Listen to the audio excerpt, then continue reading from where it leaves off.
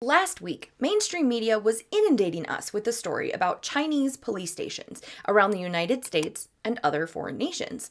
It was all over the media, and as is common with media, especially here in the US, the story came and went. But there is a much larger story here, one that the United States is trying exceptionally hard not to have exposed, and that is that this was all propaganda. Nothing divulged last week was all that surprising. As a matter of fact, the bulk of the information that was finally exposed to the American public at large is information that the FBI and other nations were aware of and foreign media have been reporting on for months. And some have had this information for over 2 years. So why now? Why was the American mainstream media finally willing to discuss this story out in the open? And why is it so conveniently over? Because it was all propaganda.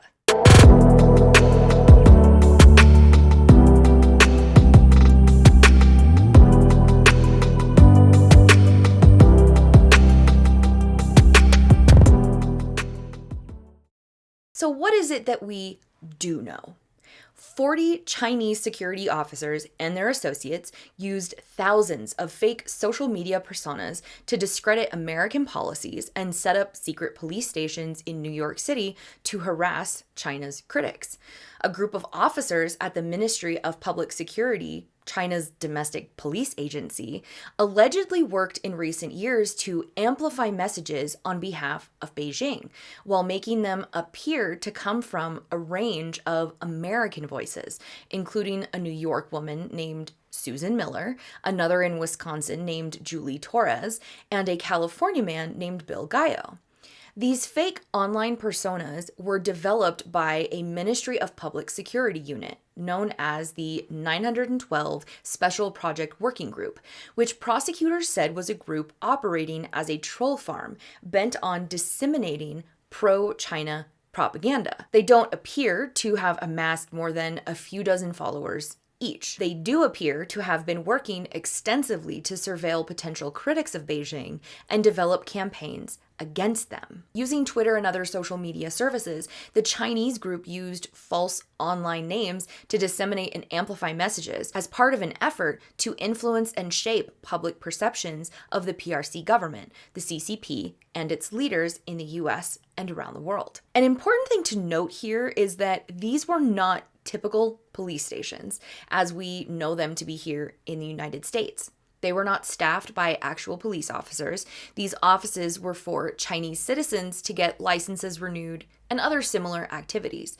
They did not have lockups or armed officers. However, the more concerning aspect of this is that, as alleged in the complaint by prosecutors, the defendants were directed to do the PRC's bidding, including helping to locate a Chinese dissident living here in the United States. And they even obstructed an investigation by deleting their communications with a Chinese Ministry of Public Security official. So the facts are that yes, there were police stations in the United States that were being operated and conducting activities at the alleged behest of the CCP. There is more evidence to support this when looking at the Chinese police station operators that are facing charges. One in particular, Lu Jingwang, spoke in the past about being feted by officials back in his hometown in the Fujian province, stating that he was treated with great food and red carpet when returning to his hometown. Lu had an apparent long-standing relationship of truth with China's government, including officials in the MPS. Lu informed FBI agents that he had been given a plaque in 2015 for his work in helping to organize counter-protests to an anticipated demonstration against Chinese leader Xi Jinping during his visit to Washington, D.C. Now, the Chinese government criticizes the way in which the U.S. is framing this and says that they are abiding by international law and fully respect the law enforcement sovereignty of other countries, and saying that there is no breaching of laws or regulations. There's two aspects of this story that are important.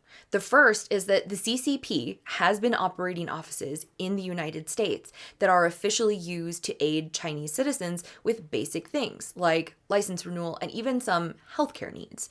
The second aspect is that these offices were used as a vector and possible cover to surveil dissidents and critics of the CCP, the PRC, and Xi. So yes, there is evidence to support the claims that the CCP was using the Chinese group to disseminate and amplify messages that were meant to influence and shape public perceptions of the PRC, the CCP, and its leaders. But as mentioned earlier, it's important to keep in perspective that these social media accounts did not amass large followings. On the contrary, it was a few dozen. It's not to say that these actions are not concerning or not in need of further investigation.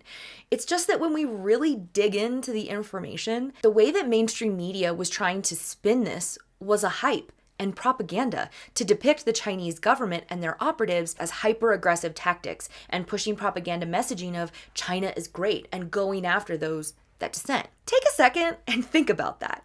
Our mainstream media in the United States is trying to act like they have some high ground for which to judge other nations on propaganda and silencing dissent. Now, is this something to be concerned with? Having CCP offices in the United States that surveil people and use fake social media accounts to prop up their propaganda?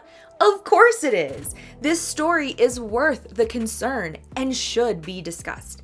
However, it's peak hypocrisy for the United States government and mainstream media to act like this isn't something that the US does. Consider the amount of people that have been deplatformed, the issues that cannot be discussed for fear of retaliation, cancellation, and someone like Matt Taibbi being threatened by Democrats with jail time over his Twitter files testimony. Or let's think about Julian Assange exposing our military-industrial complex's cruelty around the world and the lies and propaganda that this very media fed into the American psyche to approve of war. That is the bigger story here, in my opinion. The exposure of Chinese police stations and surveillance was timed perfectly to distract from the Ukraine war, Pentagon document leaks, BRICS, lab leak confirmation, political opponents to Joe Biden, and pretty much every story about the Biden family corruption, you name it. This was a propaganda distraction campaign that succeeded on multiple levels. It distracts from the important stories that should be discussed, and it aids in the military-industrial complex's aim to start World War III and go after China. We have been down this road before. Does Afghanistan and Iraq ring a bell? Mainstream media shapes the opinions of the citizenry. They inform the people on what should be important and what people should know. But as we see all too often, it's about pushing a particular narrative, and that narrative is always about who is paying them to say what. Follow the money. If you follow the money, everything starts to make sense. We are a BlackRock, Vanguard, and Pfizer nation. And if social media truly cared about state-sponsored media, every mainstream media news outlet in the United States should have the US government and the highest paid corporate sponsor labels running 24/7. Because that's who actually has the power and is making decisions, not us.